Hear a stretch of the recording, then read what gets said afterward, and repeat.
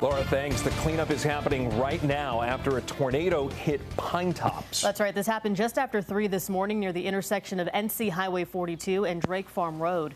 CBS 17's Judith Ratana has been there all morning. And Judith, how is the situation there now? Oh, Liz and Bill, certainly a lot drier than it was early this morning as people were first waking up to this mess. A lot of landscaping crews and roofing companies first starting to show up. Now you can see here this home that received the most of the damage, tarping put over the roof there. This is the home that we kind of saw the most damage on. The awning of this house completely, getting pulled down by this tornado. You can see them nailing down this tarp here. It'll be good to do, especially as we anticipate some more potential rain to come in. We spoke to the family who's inside this home. Shockingly, they say they slept through this whole thing. The hum of chainsaws will be a familiar sound across Pine Tops this week as crews clean up downed trees. People in the area waking up to a mess following Tuesday morning's tornado. Fast asleep.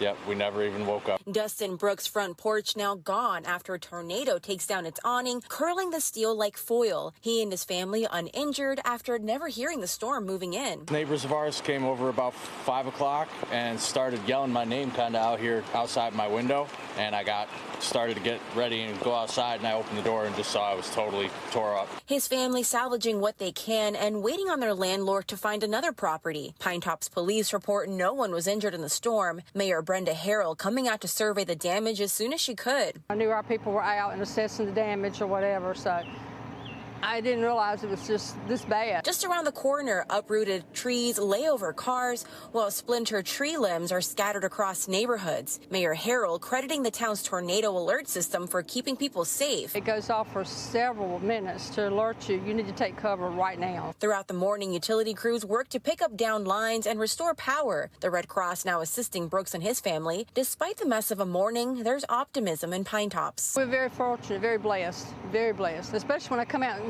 see this. We'll be all right, though. We're fairly resilient.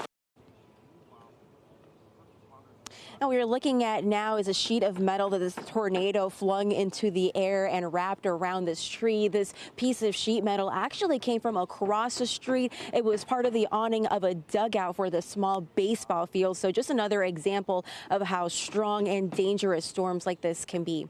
Live in Pine Tops, Judith Ratana, CBS 17 News. Yeah, it really shows the power there of the storm. Wow. Judith, thank you.